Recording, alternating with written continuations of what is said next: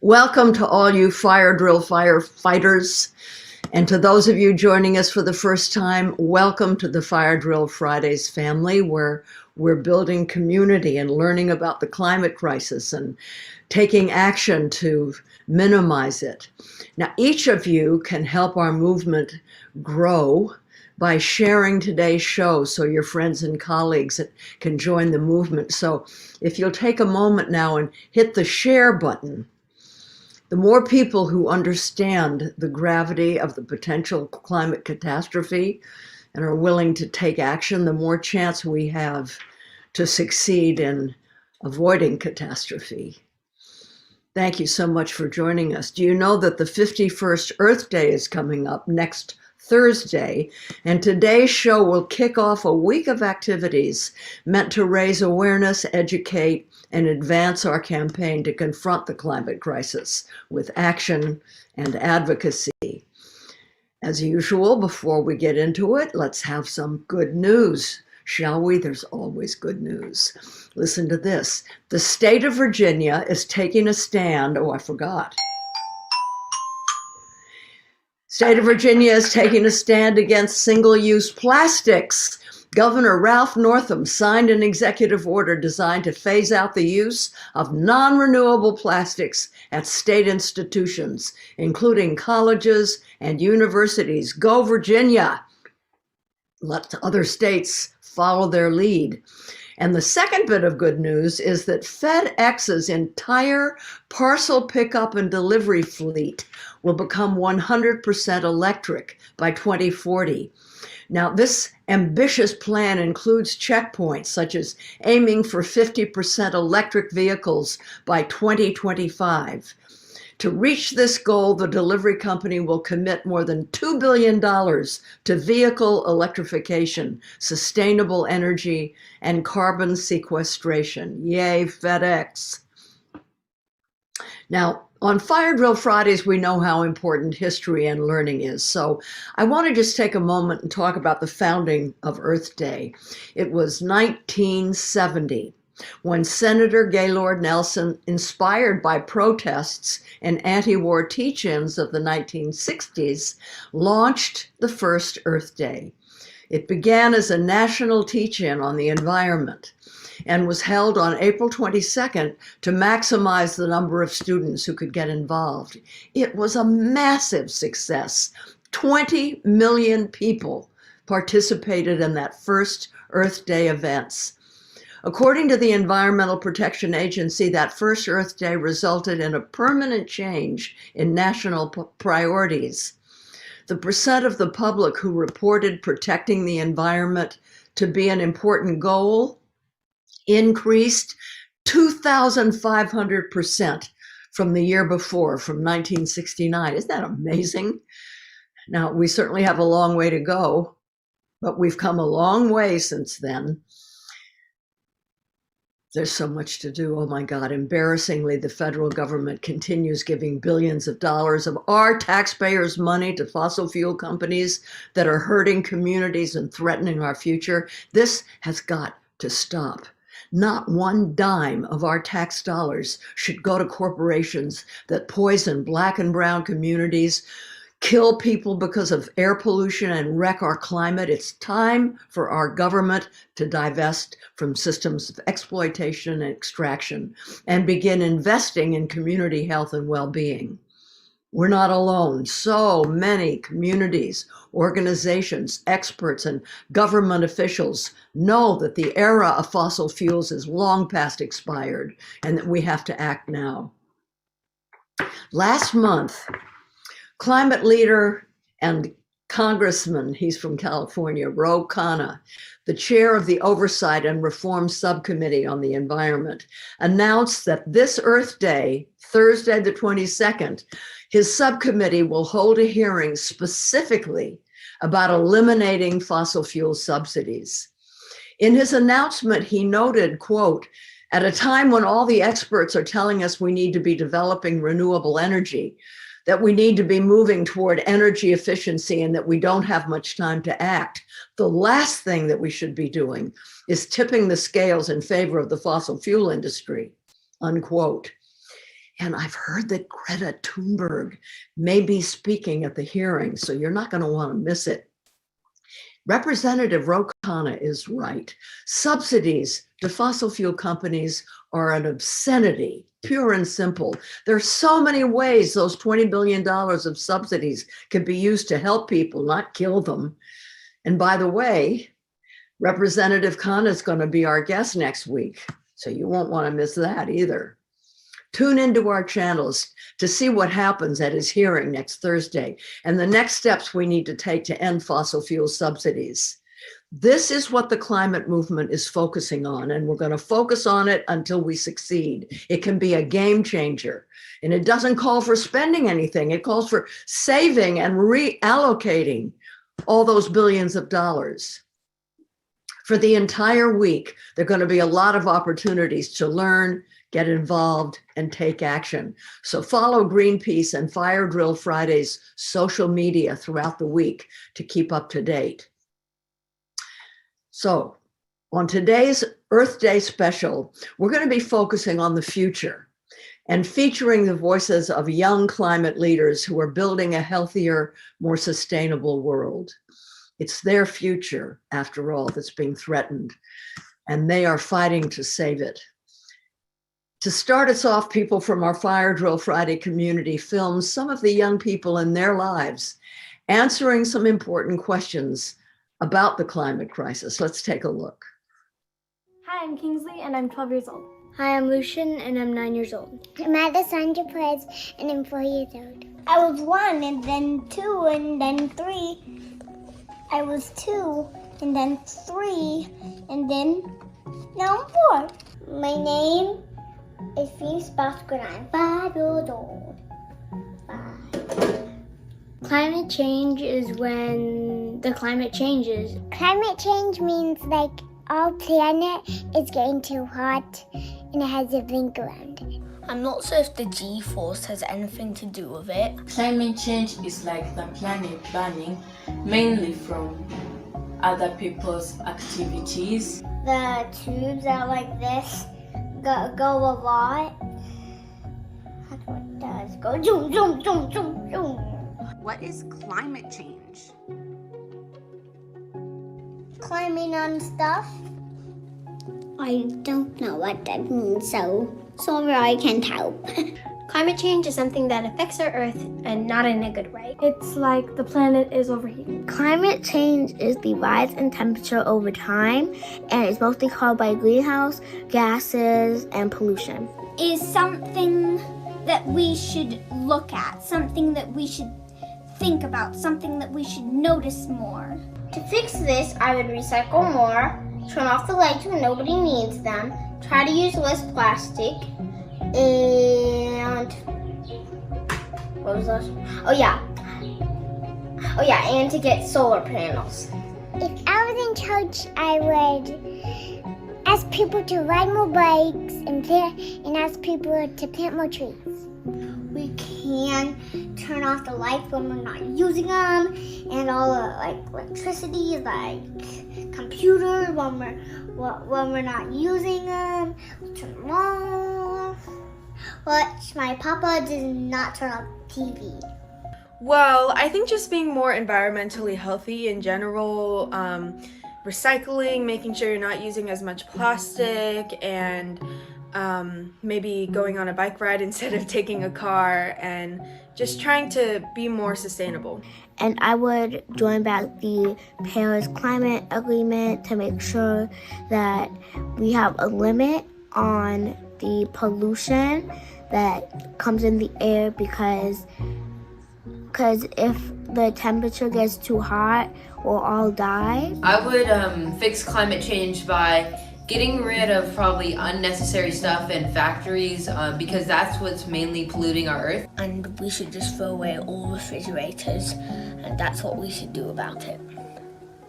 Hear that? If I were in charge, I would make an Earth Day every week. Like any day of the week, Monday, Wednesday, Tuesday, Thursday, any of those days. I think that we should, like Jane Fonda, tell people that this stuff exists and how important it is. And also educate and empower young girls and women. I think that how we can fix it is by composting and by using our bicycles or getting solar panels to help, or even just by the smallest things by not using a plastic straw. Work with the scientists and learn how to turn trash into energy or power. I don't know what climate change is, so ask me again.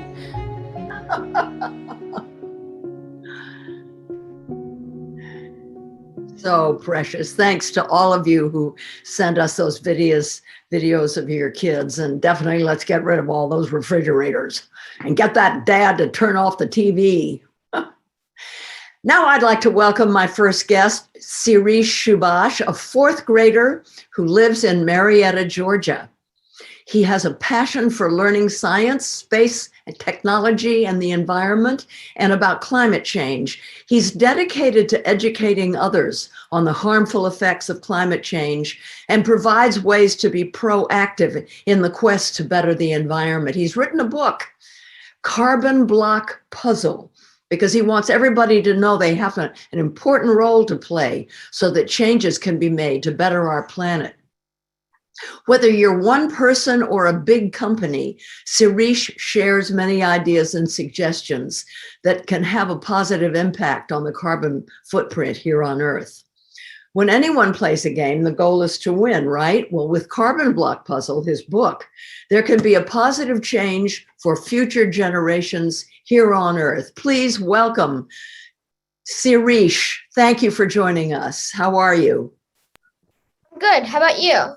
Well, I'm good too, and I'm really happy to see you. Thanks. And tell us a little about yourself. What got you interested in climate change? It all started when I was 6, and I watched the documentary Before the Flood. It broke my heart how people were suffering from the effects of climate change, and at that instant, I knew I had to do something to stop climate change. I researched a lot about climate change, and I read articles and watched documentaries and read books about it. And then it came to a point where I realized that stopping climate change wouldn't just help those people that were suffering from the effects of climate change now, but would save the future of Earth and, as an extension, the future of humanity. Wow. So you are a guy with a lot of empathy. You know what empathy is? Yes, I do. The ability to feel what other people feel. How terrific.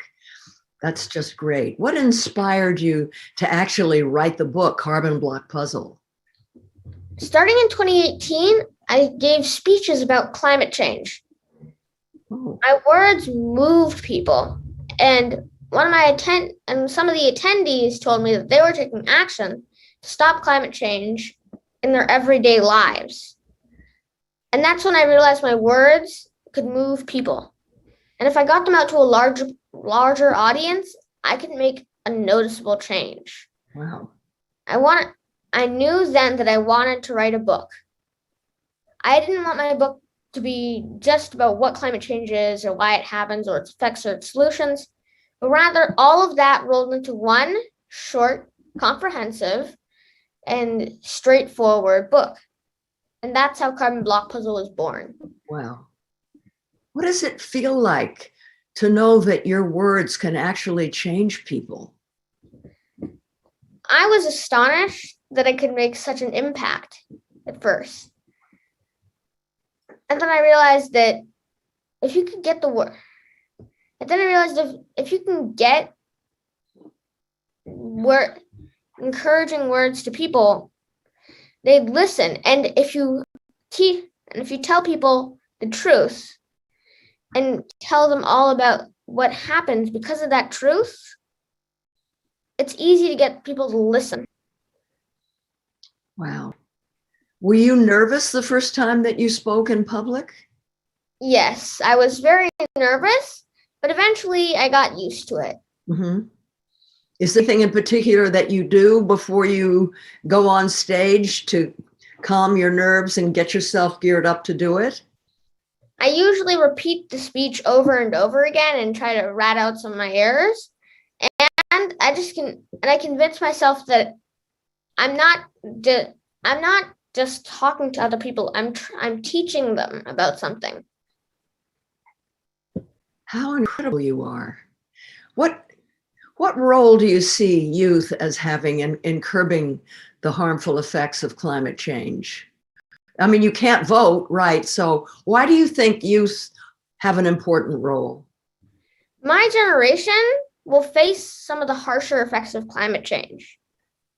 So we should speak up for our future. We will be the communicators, and my generation will also be a generation of innovators. We will be the last generation that can stop climate change, and we will take action. Wow. You know, in 2019, let's see, that was like 2 years ago. So you were how old? Remember when the student uprising happened? That was the largest protest in human history all over the world. Young climate strikers protested. Do you remember that? Yes, I remember it. Yeah, because that's what made me get off my comfortable chair and decide I was going to really move to DC and do something to try to make a difference. It was young people. So you're right. Young people really do have a role. What do you want to have adults do? I hope that more adults listen to our pleas to save our future. And I hope that more adults act. Are your parents, would you call them climate environmentalists? Are they into this issue of environmentalism? Yes, they are. So they support you in what you're doing? Yes, they do. Wow. What are some of the ideas you have for addressing climate change?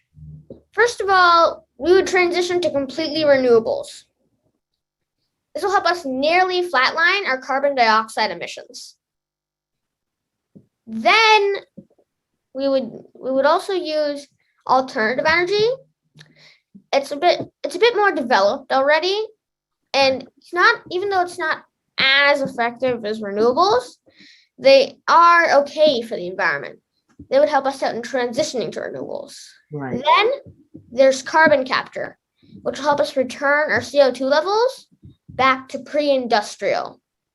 However, if we put out our carbon capture technologies before renewables are in place, then some people may think that we could just keep burning fossil fuels, and using the carbon dioxide, we could just extract all that CO2 from the atmosphere.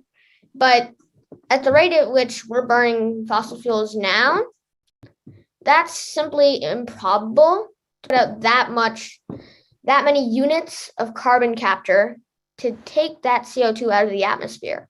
Yeah. Then there's regenerative farming, which uses the basic principle of farming like nature. Right. It involves no tilling. Tilling disrupts topsoil, which damages the microbiome. And a damaged microbiome releases carbon dioxide. But with no tilling, the microbiome is healthy and it absorbs carbon dioxide. Right. Then there's no artificial fertilizers. And artificial fertilizers have an excess amount of nitrogen. Bacteria in the soil would consume this nitrogen, and if the soil is waterlogged, they would release nitrous oxide. Nitrous oxide is a potent greenhouse gas. Wow. Then there's livestock handling, where the livestock are transferred from area to area frequently, which allows the grass time to recover after being trampled over by the livestock. This also makes for a healthier microbiome, and as a bonus, the plants get fertilizer from the animals. Right. Wow.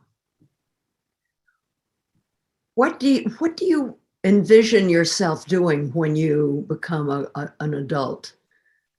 When I become an adult, I envision that I'd be inventing solutions to climate change and speaking up and being a communicator to stop climate change. Yeah. Boy, oh boy, you blow my mind. When you think of the future, what do you imagine the future to be like? I imagine that by the time I'm in my 20s, the world will be transitioning to completely renewables. And when I'm in my 40s, we'll be using renewables only for electricity. When I'm in my 50s, fossil fuels would be in decline. Then, when I'm in my 60s, the last internal combustion engine would be placed inside a museum. Oh my gosh. From your mouth to God's ears, Sirish. That's just brilliant. Let's stay in touch. I definitely, I'm so impressed by you. And I would love to know how, as you go on in your life, I'd like to be able to stay in touch. Is that okay? Yes. And maybe in a few years, you'll come back and join me again on Fire Drill Fridays. Thank you so much. This has been it's been a real pleasure and a real eye-opener. And God bless you. Thank you. Thank you for having me on Fire Drill Fridays. Well, that kind of takes your breath away, doesn't it? To talk to a fourth grader that is that thoughtful and smart and filled with empathy. Wow. Now I'd like to welcome our second guest, Amara Ifeji, a 19-year-old climate justice activist and advocate for equitable access to the outdoors for all youth. Her own barriers to environmental learning drove her to lead citizen science learning efforts and conduct internationally awarded climate change research. Through her role with the Maine Environmental Education Association, that's Maine as in the state of Maine, she strives to empower a network of over 400 youth environmental activists in the Maine Environmental Changemakers Network. Amara also pushes for both state and federal environmental education policy reform through her roles with the Nature-Based Education Consortium and the Maine Climate Council Equity Subcommittee. In recognition of her work, she was recently awarded the National Geographic Young Explorer Award, one of only 24 youth in the world to win that. Welcome, Amara. I'm so happy you can join us. Awesome. Thank you so much, Jane. Super, super excited to be here with you all today. And will you tell us a little about yourself? What got you interested in climate change? Yeah, so as you said, I am first and foremost a college student, and I grew up actually in the DC metropolitan area, right outside of DC. I come from a lower income immigrant background, and really what prompted me to become impassioned to take change or to spark change around the climate crisis is the powerful experiences that I had learning in the outdoors. This made me passionate about advocating for the outdoors. And so when I began to notice not only globally and nationally, but also in my own community, how environmental exploitation was really playing a huge role in deteriorating and destroying the world that I love, that's really when I became an activist and wanted to take change in order to preserve and protect the natural world. If you don't know the natural world, if you've never experienced it, if you don't love it, then what would motivate you to fight to save it, right? That's very moving. You wanted it to become experiential for other people. Do you talk to other students about climate change? Yes, I am so incredibly fortunate to be able to work with a youth network of over 400 students across the state of Maine. Each and every week, I speak to students in school, part of the Boys and Girls Club and the Girl Scouts, and I get to talk to them about my passion and impassion them to take change. The question that I'm always asked is, from the kindergarteners that I talk to all the way up to the post-secondary students is, how do I make change? How do I make sure that the environment is not continuing to be exploited? And I think that just really speaks to how youth are just so incredibly passionate about preserving their world and their future, even from, the age of 5, is the youngest students I've been able to speak to. Mm-hmm. So you're in school in Maine. That's what brought you to Maine? Yeah, so I moved to Maine when I was 9 years old.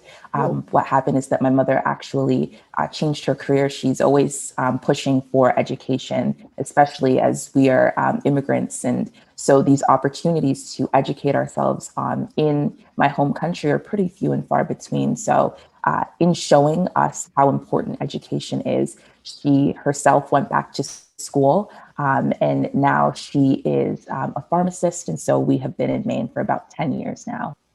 What country did she emigrate from?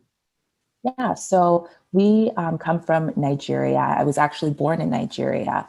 And so in Nigeria, my mother, and especially my grandparents, they did not think that the future that they would like us to live could have been realized. There is a lot of political instability, and there's just many things going on over there. So in 1996, my grandparents emigrated from Nigeria to the United States, to DC. And so after that, they could start sponsoring their children to come over. So we came over in 2004 and have been in the United States since. How lucky we are to have you. Wonderful. Yeah. What role do you see youth as having in curbing the harmful effects of carbon emissions that cause climate change? Yeah, so I think that youth, what really is the most powerful asset that they have is their voice, their passion, and their goals. I would say that youth are so pure. There is no moral corruption. There is no greed behind their interests. In pushing for change, they are doing so to have a future. So I think that when it comes to curbing the harmful effects of carbon emissions, the best way and the most important thing that youth can do is use their voice and use their interests for a better future, for a livable future, to talk to their elected officials and hold them accountable to go green and to make a just transition, to implement more environmentally robust policies that preserve and protect our natural world. In advocacy, youth have tremendous power, and I see that youth will continue to play a role when it comes to this sector of the environmental movement. Yeah. Besides doing outreach to young people, what kind of reforms are you working on? Yeah, so I mainly work at the intersection of racial and climate justice. Specifically, I really work to empower youth, especially BIPOC, being Black, Indigenous, people of color, youth, to take a hold of their futures and realize a world that they would like to live in. So through the Maine Environmental Education Association, we have our youth network called Changemakers. And with this network, we have a mission of connecting youth to the outdoors. As you said earlier, if one does not have a connection to something, they're not going to be passionate about that thing. And so when it comes to the environment, if youth have really powerful opportunities to engage in our natural world, they are not going to let that which they love be exploited and harmed as it is now. So in connecting youth to the outdoors, I work at both the state and federal levels in terms of environmental education policy. And this policy will really prioritize making sure that educators have the funds and resources that they need to have powerful outdoor learning and climate justice, intersectional climate justice curricula in their classrooms so that they can really just empower our future generation, our future of not tomorrow, of today. Also, I work to, I guess, at the grassroots organizing sphere to connect BIPOC youth to the outdoors. BIPOC folks have so much generational trauma when it comes to engaging in the outdoors. When I was growing up, my parents just expressed just a lot of fear in me going outside because historically, the violence that has been perpetuated against BIPOC folks has been in outdoor settings. So I work to ensure that BIPOC youth especially have powerful opportunities to engage with in the outdoors to make more positive experiences and rewrite this generational trauma so that they too can change the single story of, who is supposed to engage in the outdoors and be an environmental justice activist. And then in terms of policy as well, I also serve on the Maine Climate Council Equity Subcommittee. And so I'm so fortunate to live in the state of Maine where we have really taken hold on having a more resilient community in terms of climate activism. So our governor, Janet Mills, with an executive order about 2 years ago, assembled the Maine Climate Council, which was tasked with creating the Maine Climate Action Plan, which would serve to make sure that Maine is more climate resilient. So on my work with the Maine Climate Council Equity Subcommittee, what we are tasked with is ensuring that communities of color, frontline communities, those who have historically faced the effects disproportionately due to the climate crisis are not further harmed by any piece of legislation or any bill that comes out of the Maine Climate Action Plan. Beautiful. I want to be sure that our listeners know what BIPOC stands for, Black, Indigenous, People of Color. That's what BIPOC means. Amara, I ran a children's camp a little bit north of Los Angeles, up in the Santa Monica Mountains. And we had young people coming from the inner city of Los Angeles. Some even came through parole officers. They came from various organizations dealing with immigrants and the Black Panthers, the farm workers, but they were mostly urban young people. And I had not realized, and I'm sure that many of our listeners may not realize the extent to which young people, low-income people, and young people of color have been denied the experience of nature. So many of these young kids were afraid of tall grass. They were afraid. We had a swimming hole. They were afraid of mud, of the feeling of mud on their feet.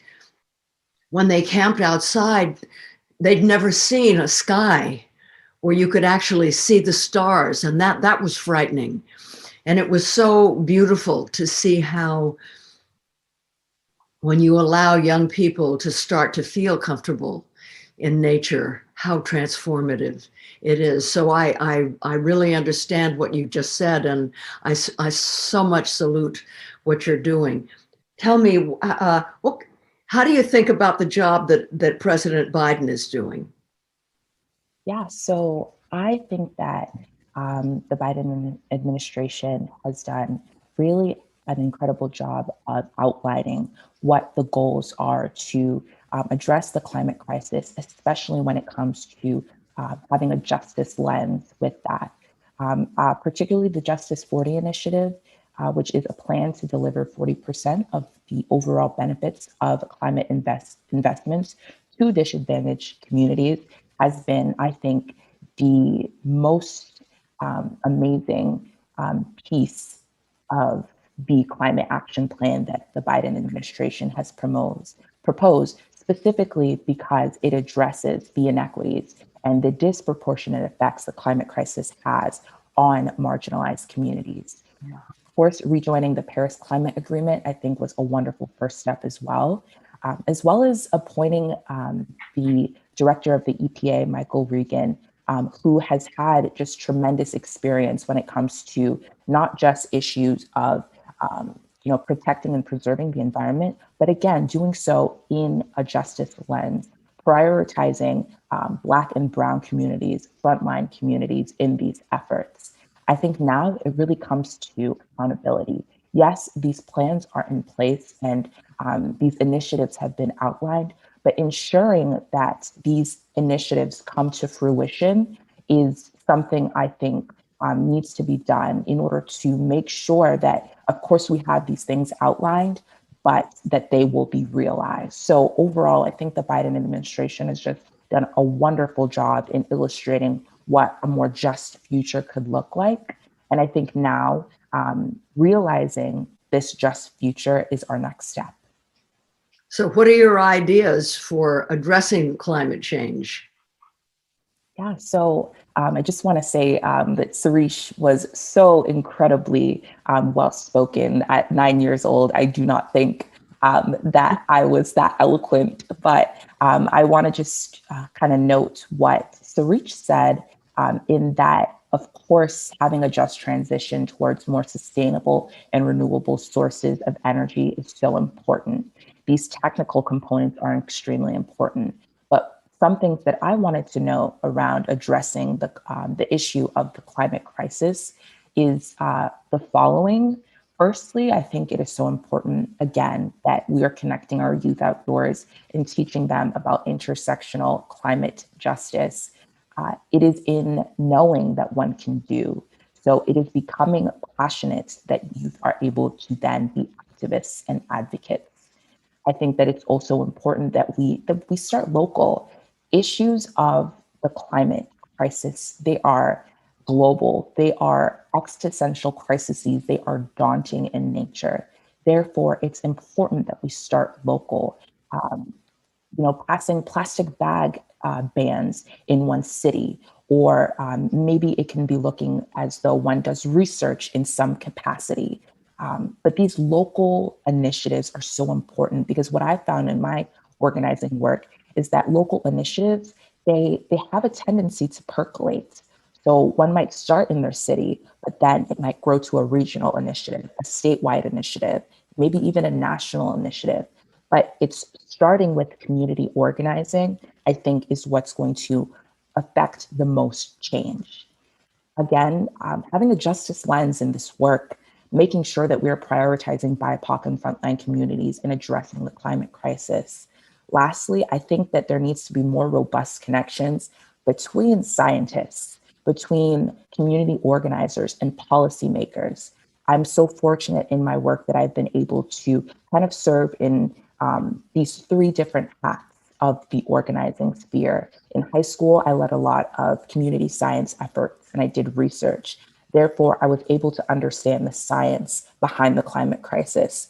This prompted me to become a community organizer and to relate to my community, hey, this is what's going on in our city, and this is the action that we need to take. And then go on to the city and to the state of Maine and say, this is what I've noticed. This is what needs to be done. Now we need to implement these policies. Therefore, I think that this trifecta of individuals in the organizing space need to be more connected than what I've seen in my organizing work in order to affect the most change. So I think a culmination of all of these things will really ensure that the climate crisis is addressed in the most equitable way.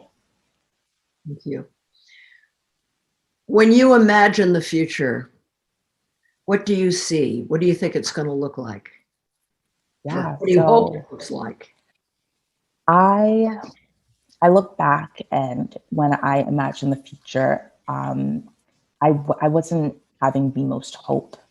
But I think now, especially within the last year, where I have seen so many amazing activist efforts and recognition of equity, it gives me so much hope, especially for incredible youth activists who are taking charge of their future. So this really gives me so much hope for the future, in a future that the initiatives that the current administration has committed to, will be realized, in a future where my children perhaps did not develop asthma as I did in trying to connect with their natural world and being an environmentally exploitative site. I hope for a future where in my state that I love so much, that all youth are able to connect with the outdoors, and that the climate crisis going on in our state of Maine, where one of our local watersheds, one of our biggest watersheds, is extremely impaired. And of course, this is the watershed in which our Indigenous folks are fishing from, and thus cannot fish from that or cannot use it recreationally. I hope for a future where that is not the case. All of this is really, the future that I hope to realize, that the youth are going to be leading toward and working toward. That's my future, and the future that I dream of. Beautiful. Thank you. Amara, we're going to ask for audience questions now. Are you ready? Is that okay? Yes. All right. Maddie, would you? Yes, Amara, we're getting so many audience questions. People are very excited. From Chantal on Facebook. I love that kids video in the beginning. It makes me wonder, Amara, from your volunteer work, do you have any thoughts about how best to talk to young people, especially kids, about climate change? How much should we tell them without maybe frightening them? Yeah, so that's an incredible question. I think that relaying the issue in a way that, younger kids, younger students understand, but are not, scared in a sense, I think that is the best way to really get the message across. I don't think the climate crisis is something that youth as young as maybe fourth graders or third graders should be scared of. I think it's something that they should be passionate about fixing. I think it's something that they should be passionate about working towards in order to affect change. Therefore, I think it's important to tell them this is what's going on, not globally, but maybe starting in one's community. So this is how we've noticed our water has been looking. This is how we've noticed that we haven't been able to get maybe lobsters or other shell and marine life because of things like ocean acidification. I think relaying these things to young kids is important, but also, again, tying in that justice component. So because our waters are looking this way, we are not able to fish. We are not able to use it recreationally. And that is a problem. I think relaying that message in that way will inspire these youth to become passionate. Ask how can they go green? How can they make positive change in that regard? So I think that form of communication is the best, not to create any sense of fear, but instead to create passion and build activists of the future. Great answer. Thank you so much, Amara. From Callum on Zoom, what can we do to be effective activists this Earth Day when our friends and family may be more likely to listen and take action? I think that's a wonderful question as well. And I would say it's important to relay the message that every day really is Earth Day. I know now there's been a push for Earth Week.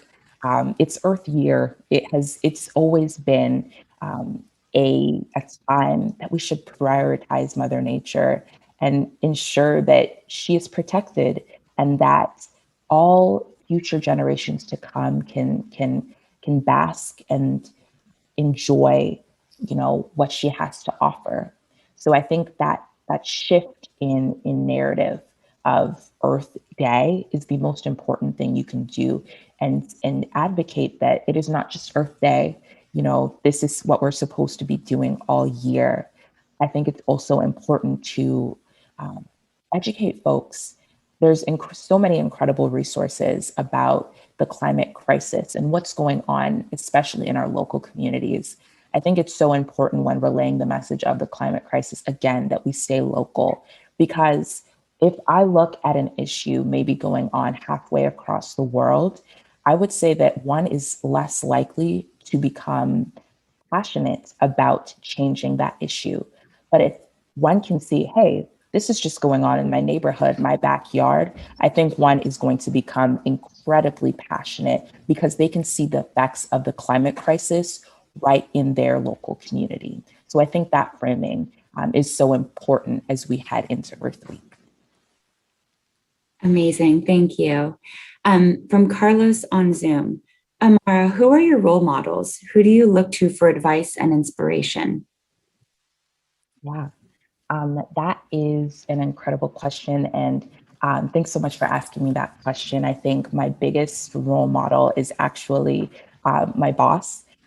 Olivia Grissett is the executive director of the Maine Environmental Education Association. And I've actually known her since I think I had just turned 16 when I met Olivia.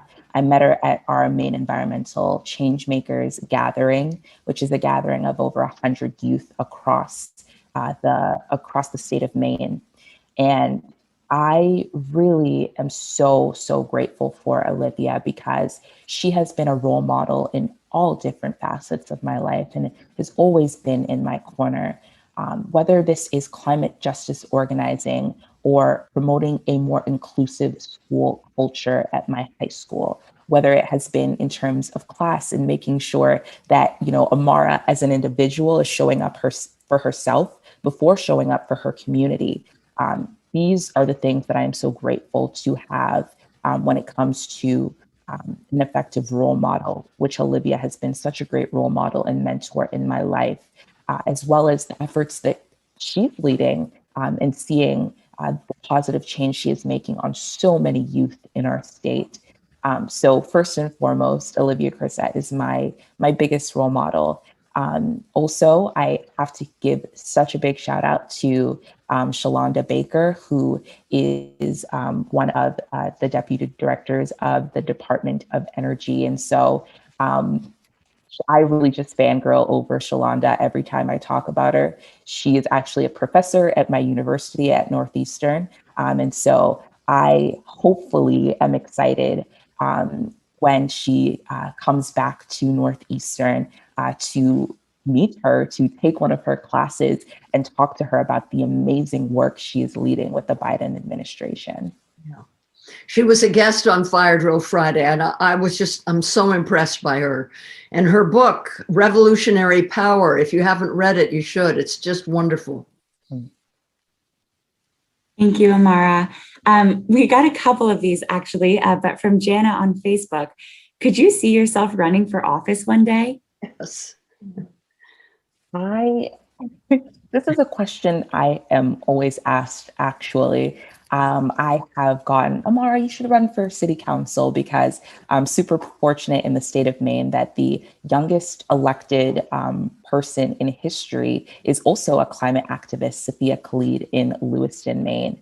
So folks are like, you should run for city council, school board. I've gotten governor. I think that the policy sphere is most definitely my favorite sector of organizing. I really think that having folks who are passionate about protecting our natural world is the surefire way to ensure that the climate crisis is addressed. Having these folks in elected officials or holding elected positions, kind of, saying that, they've have experienced organizing work. They are passionate about it. So they are going to listen to the folks who are relaying this as an issue. Mm-hmm. So I'm not sure if it's going to be holding an elected position, but I think that policy organizing will be the place that I will end up in the future. But of course, I am only a freshman, so this might change, but I know for sure it will be in environmental justice that I will dedicate my time and my future to. Oh, that's wonderful. Maine is lucky to have you. And speaking of Maine, Amara, we have a question from Tim on Zoom. Can you describe your favorite outdoor place in Maine? Yes. So I have gotten this question quite a bit, especially from the elementary school students that I've spoken to within the past few weeks. I enjoy all parts of Maine. And I want to preface my answer with saying that although I advocate for youth to get outdoors, especially BIPOC youth, myself, I have not always felt the most comfortable engaging in the outdoors. Just this past summer, I was going to a state park with a couple of my friends. And while we were traveling, I saw that there was many, many Confederate flags just out on people's lawns.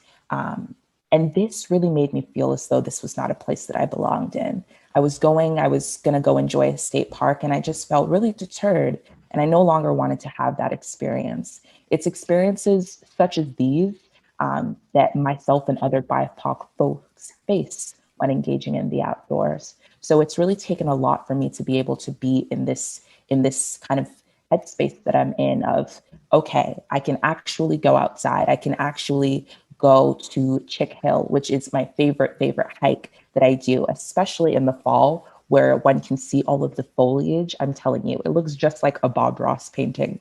And then I can go to Acadia National Park, the second most visited park in all of the United States, and explore Cadillac Mountain, where I think that really was the most beautiful natural landscape I've seen since moving to DC. And so places such as these, I now feel comfortable engaging in and going to. I don't think I'm 100% there yet, I must say, in terms of maybe going camping in maybe the more rural parts of Maine, but I think I'm working towards that and getting there with engaging in the places that I've been to so far. Wow, sounds beautiful. Thank you. We have time for one more question, Maddie. Perfect. From Tatiana on Twitter. Besides the obvious, how will this Earth Day be different after a year in quarantine? Do you think we're approaching it differently in any positive ways? Yeah, so I think this Earth Day will be really different, especially given the really challenging times that we're in right now. I've noticed that there has been a really big positive that has come out of the current pandemic, and that is virtual organizing. Before, it was a lot of rallies, it was a lot of in-person protests, but I think that creates a lot of barriers to access for folks, especially youth, and maybe those who don't have the privilege of, having a car or getting to these places where these protests are going on.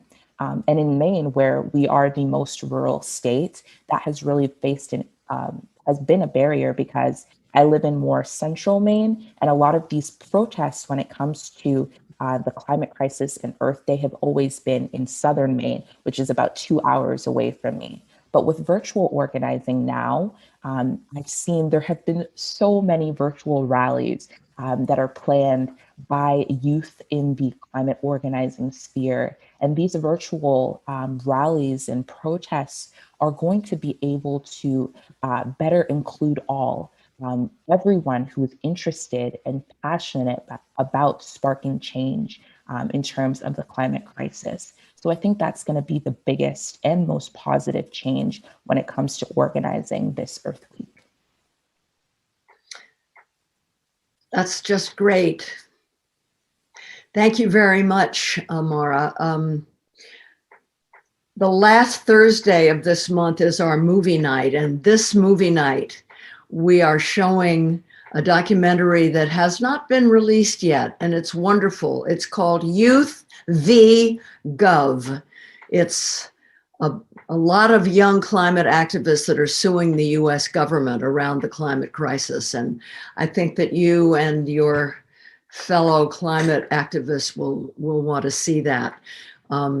Thank you so much, both you and Sirish, for joining us and bringing us your hope and spirit and showing us the intelligence of the next generations.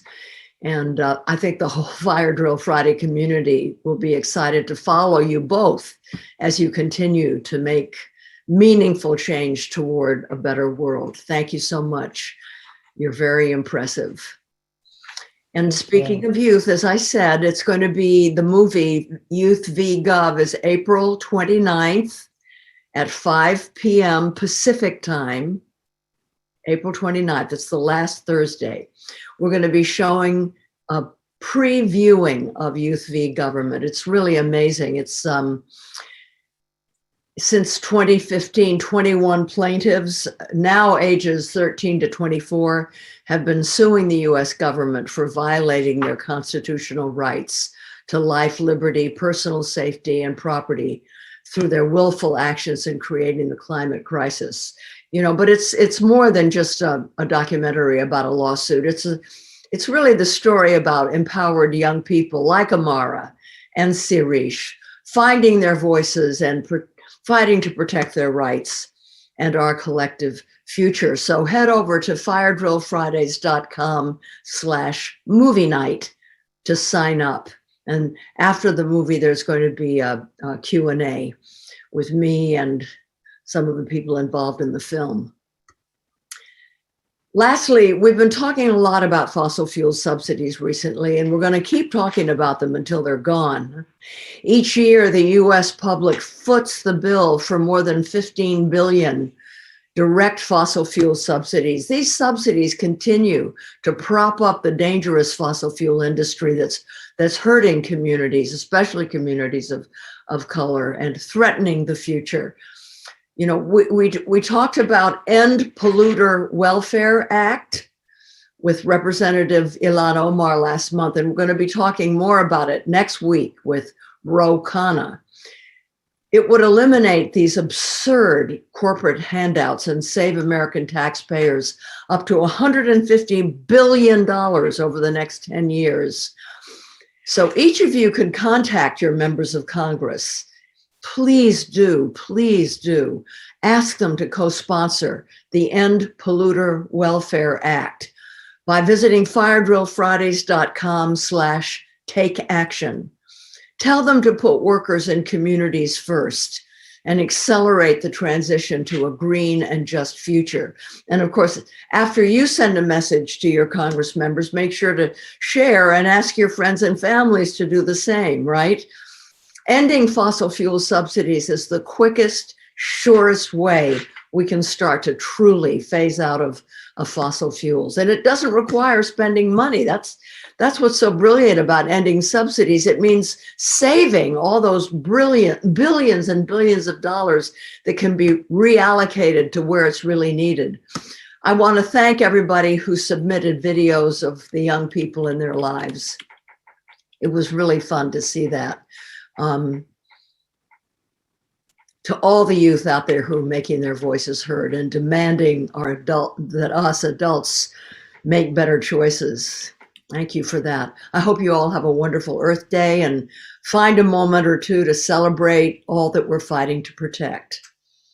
See you next time.